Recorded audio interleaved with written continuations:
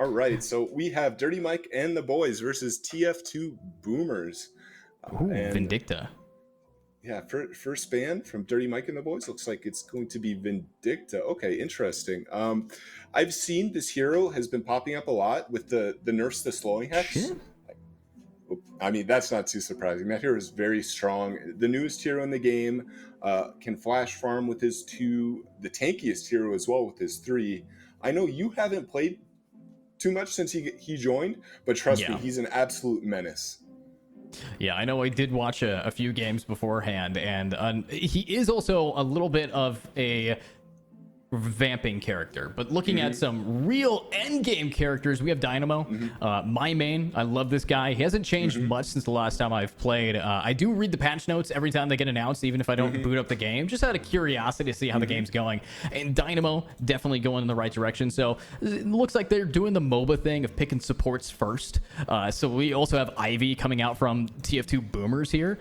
And, you know, Ivy, definitely a slept on character when it comes to how much damage output she can really pull through with. And oh god, her escape with that gargoyle statue can really just put a wrench in things.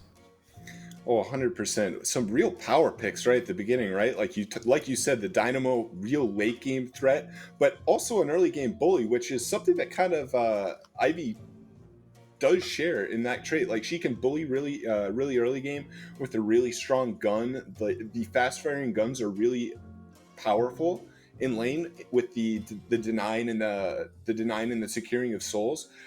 That these slower firing guns like Dynamo, for instance, will have a hard time. Yeah. I think Dynamo is going to have a little bit of an issue, but there are items in the game that can really try to close that gap. So having some CC as well, try to group these players up. You know, if you trap an entire Sapphire team in an alleyway and there's a Dynamo, you're going to have a good time. That's what I'm looking forward to. So seeing a Bebop plus Dynamo combo, that is, you hook him, he's dead. You know, lots of CC coming out. Great talent as well. Huge amount of damage. But now we actually see one of the most controversial characters. It's going to be Paradox here. And any thoughts on her? Yeah, Paradox is really powerful, or at least was. Paradox did get some changes lately, but there was a period where Paradox, strongest character in the game, that kinetic carbine doing incredible amounts of damage while also providing some really hefty CC. It not only was doing this small move speed slow, but it would stop your cast times, it would stop item durations, all sorts of awful things. However, she did get some changes, some nerfs. Not sure if she's quite as powerful as before, but Swap has always been an extremely powerful ability. I mean, just look at Dota. You have Vengeful Spirit, the hero that farms 0 items, and Swap is enough to change a game on its own, right? Well, with Venge, you just buy Ags. That's the only item you need. Just Ags. But yeah, seeing Paradox in the game, pretty solid pickups here. And now looking at this team though, you look on this left side over for Dirty Mike and the boys, not a lot of tank has been picked. So they're a pretty squishy lineup here. Obviously Dynamo and Bebop can get a little beefy, but these final 2 picks make a little bit more sense to me. Seeing that Warden get picked up, and also the split push potential from that final lock-in.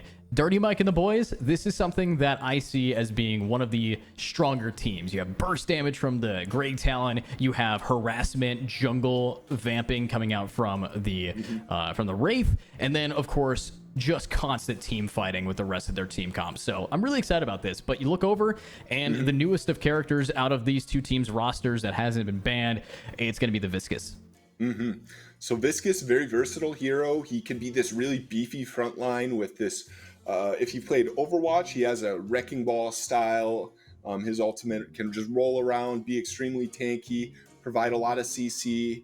Well, at the same time, you can opt for this Spirit build that does also a lot of damage and be this really powerful lane bully with his spammable 1 that acts as it's one of the similar 1 abilities in the game, the grenades, and the bunch of characters with similar abilities, but his is especially powerful, and it does end up scaling pretty well as well because of the ulti with the high disruption, high tankiness, and then ends up with a lot of sustain.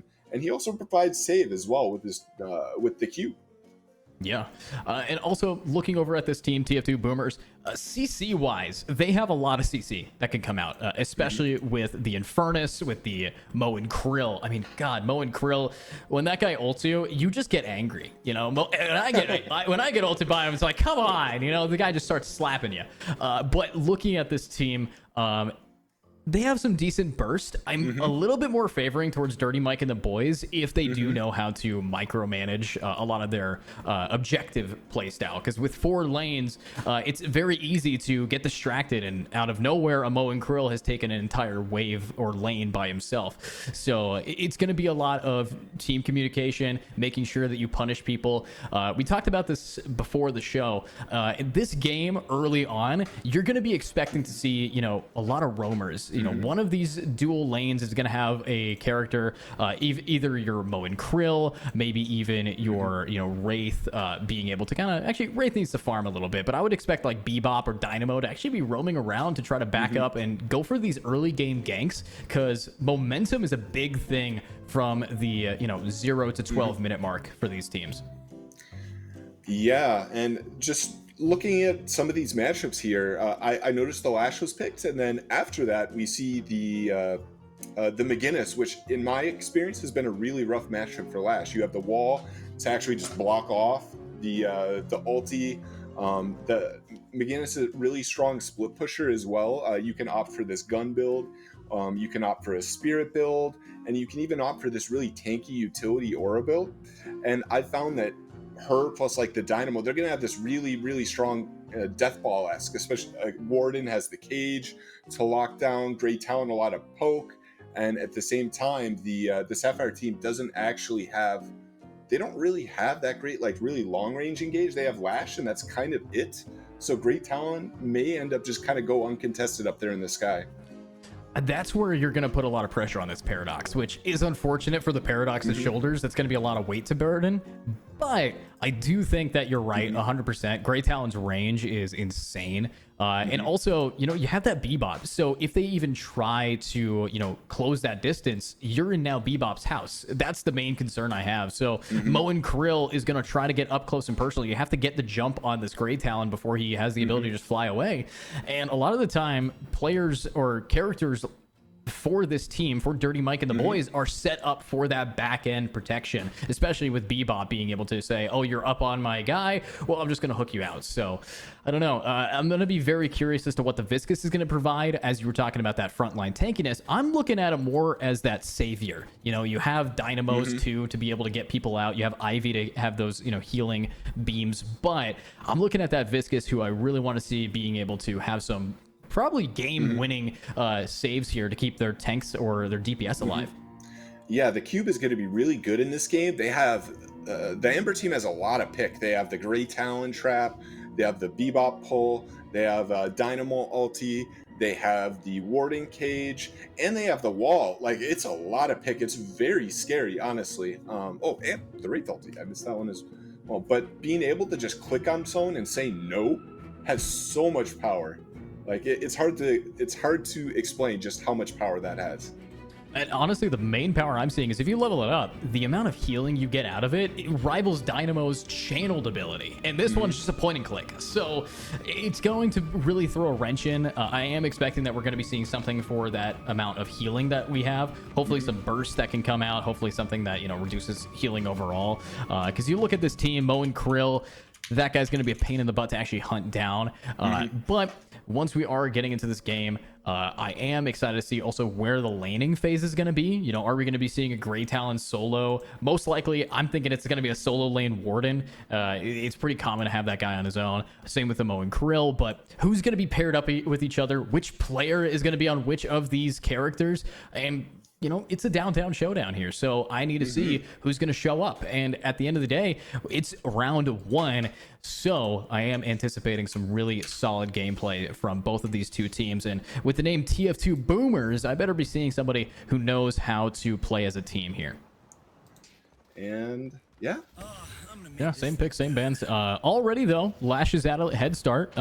let's see. I don't think we have any kills yet. So sorry that we didn't get to see the minute and 20-second game, but looks like we do not have any of the same, early game momentum lead that we saw earlier. So pretty happy that we're at least back in the game. So welcome back to Deadlock.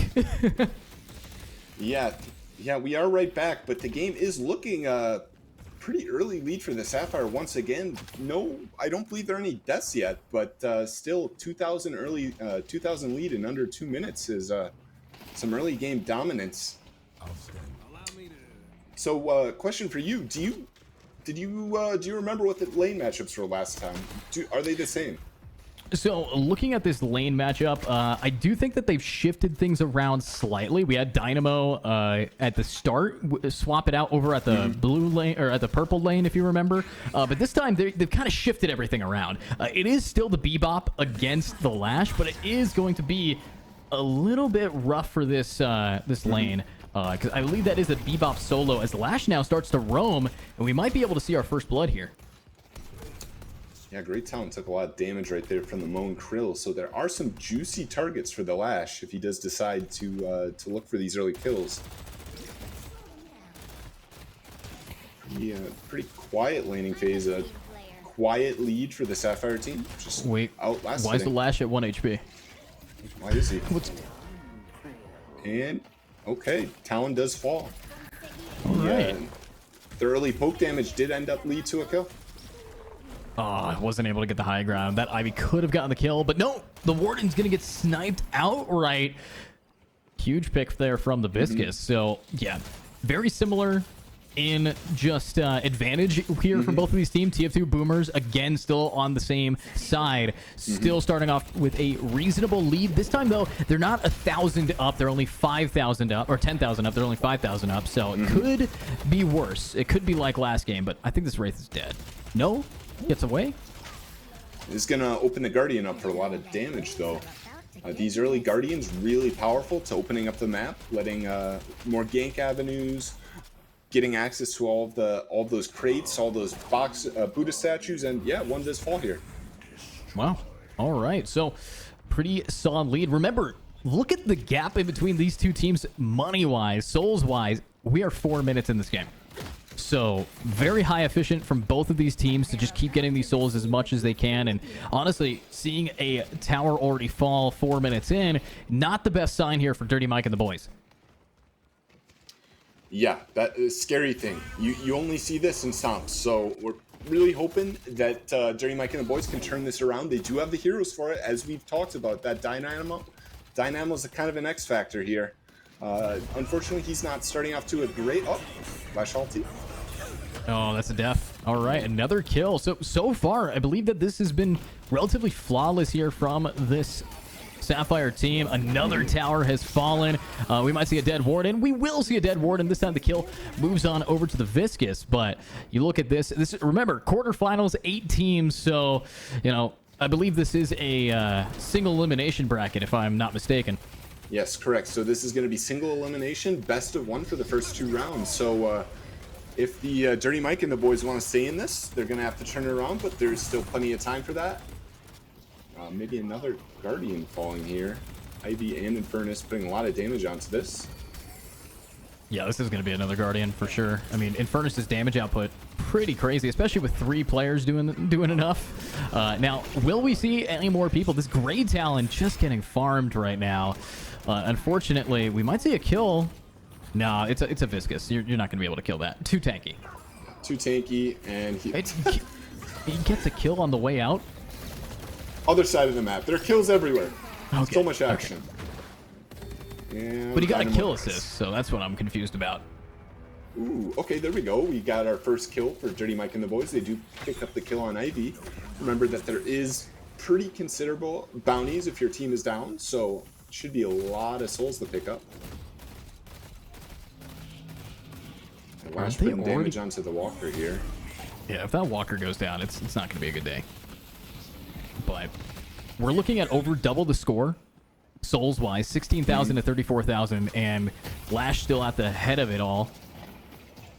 if you are Dirty Mike and the boys, you want to start rotating as much as possible. But I'm looking at this mini map, and you still have some players just kind of doing their own thing. You look at this Wraith, who hasn't left the lane yet, and has just been there trying to get a few straggling last hits over on the other side of the map. But I don't know. It's a little bit inconsistent team play-wise as you look over at TF2 Boomers, and God, it's like I'm watching UGC again. Yeah, they are really making the most of this. I mean, if you look at just the souls, you'll notice that 3 people on the Amber team don't even have their ultimates yet. Oh my. That's just crazy. We have 2 people with 4 people with over 7,000 gold on the Sapphire. And I definitely don't want to see a Lash on the top of the leaderboards. That character is very scary while ahead. Another stat here, another dead player, another one down. It's going to be the Dynamo gone. I will say, the lowest souls collected player on the side of TF2 Boomers is pretty much over double 2 or 3 players here. So it's just, I don't know. I feel like this gap here is a little bit too much. Now, there is a comeback mechanic in the game revolving around soul discrepancy between teams. If you see a player like Lash go down, you're going to be seeing a 2,000 soul boost to a few players here. So that's the kind of moment that they really need. But with Walker after Walker dropping, I don't know if we're even going to be able to see that before eventually we're in the Shrine. Yeah, when the map falls this quickly, there's nowhere for you to go. You can't push lanes, you can't take jungle creeps, because you're just going to die. Especially against a character like Lash, right? Who can get around the map so quickly. Everywhere is a threat. You aren't safe anywhere. You're just going to die. At this point, it's almost the Amber team's best interest to just start deathballing, right? Like, look for these picks, look for these high-value shutdowns, and just kind of say that they're going to give up the other parts of their map, because really they can't contest these 1v1s. Yeah, I don't know. There's not a whole lot that we can really do here. If you are this team, that is what, the third Walker down? No, 4th. All 4 Walkers have fallen. So not only do they have all of the space on the map, but remember, you take out a Walker, you're going to get those flex slots. And now we're going to be taking out a Warden too. Wait, oh, is he going to juke it out? Oh. Nope. Does end up falling. 2 dead. The Wraith falls as well. At this point, there's not really much on the map except for jungle camps and the base. I mean, what do you take? The L. That's what you take. Unfortunately, there's nothing else here that you can really do. But when it comes to what else they can take, if you're looking at TF2 Boomer side, I'm reading chat. Y'all just want to call it a draw, or world's greatest bargaining. Oh no! Unfortunately, Lash living up to the name again. Just an asshole, just saying negative, just not wanting to give it up. But honestly, you look at this and, oh wait, Dynamo, big ultimate, but they're too far behind. They don't have the damage to actually kill anybody. And that was a 3-man, and nobody got it. Look at their HP. There's not a scratch on them. It's the absolute worst case scenario, isn't it? When, oh, did I just drop Lash into the counter? Okay. But yeah, no, that's like the worst case scenario, right? Like, you hit your best case fight, you got the 3-man black hole, and you still can't even take down a single person. Yeah, I mean, when you have a perfect Dynamo ultimate like that, this is a stomp. This is a gap in between the teams. So let's stop talking about what they could do different, what they could do better, what they could have done better, because it's single elimination. But they're here. They competed in the first tournament. Now, let's give a shout out here in the quarterfinals for anybody who's interested in joining more of these tournaments to come. What's the procedure? How does someone set up a team and join a downtown showdown? Yeah, 100%. So we are going to be hosting more of these tournaments in the future. If you are interested, you should join the Discord. We're going to have channels for looking for teams. So even if you're a solo player, I know we had a bunch of solo players who were really wanted to participate, but they couldn't because they didn't have this group of 6 friends to play with. So you can join our Discord, join the Looking for Team channel, and you'll be able to sign up there. We'll have announcements, and be ready because we're ready to host more of these. Awesome. And, with that being said, with the game now coming to an end, if you guys think that you will have a different outcome than Dirty Mike and the boys, feel free to join the Discord. Feel free to come and give it your best shot. But there is our first streamed match. And with that being said, a great win here from the TF2 Boomers. And as someone who played TF2 competitively for years back at UGC, back in platinum days, just all those times way back in the day, I do want to say I'm happy that they're gonna hopefully go far in this tournament. But we talked about that bracket, we talked about that standings, and who else is in here. I don't know how it's gonna be going, but I know I may not be here for it, as I was here for the quarters. Oh, 100%. So question for you on that last match. I have an opinion. I have a very strong opinion, but I'm curious what you have to say. Who do you think is the MVP? MVP wise, honestly, what we were looking at from the team, obviously the Lash started off very strong, very consistent player to be able to isolate. But to be honest with you, when it comes to those players, I'm looking at the Infernus. That guy and the Paradox, their abilities to just pick off the Bebop. Remember, yes, it wasn't as fast as the first time before the crash, but that second start, what was the catalyst to start finding those kills? Well, the second that they had their ultimates on, the second that they were able to, swap under towers, get the advantage, and just start pushing really heavily, it's the people that played together and grouped up for the push. So I'd say obviously Lash for being consistent and buying enough space for his lane, because in a game like this, if you can solo a lane and have your team just roam, if you're a Lash going 1v2 1v3, that means that there's a lot less players worried about your other teammates. So I would say Lash for sure, but there were some key moments in this game that I don't think that there's anybody who was the most valuable outside of who can actually just win their lane the most. Yeah, definitely in this game, I've noticed that it's very there's a lot of team play, right? Like you could be a 7 with 60,000 net worth, and you can still get Dynamo ultied into a Lash ulti, into just left clicked into death. So despite individual performance matter a lot, like just look at this game. It was a team effort. The TF2 Boomers just played immaculately, right? Like, I mean, it was an 11-minute game. Incredibly impressive.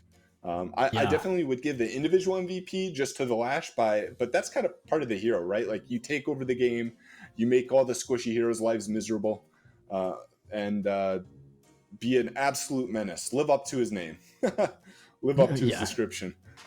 Live up to lore accurate Lash. So if you guys want to see more lore accurate Lash, stick around, everybody. Drop a follow here at the Twitch channel. Let's hopefully get this channel partnered so we can have better bitrate. But with that being said, it's been an honor to cast here with NA45, be casting here at the Downtown Showdown. Hopefully more to come. Also, shout out to our observers. I know that it's a brand new game, but for these guys to be coming in, observing, we got to see a lot of the action. A lot of the kills weren't left to the kill feed. So shout out to those guys. If you do want to see more, if you guys, there is a command in the Twitch chat to find out more information about myself and our prod team behind the scenes. So again, thanks for having me on. Yeah, 100%. It's been awesome to work with you. Production team has been excellent. And honestly, huge shout out to the community. You guys made this happen. You helped sponsor the prize pool. You showed up for the event. I can't say how much I'm happy to be able to be here right now. But anyways, so let's wrap up this match and let's head to break, and we will get you guys ready for the next round.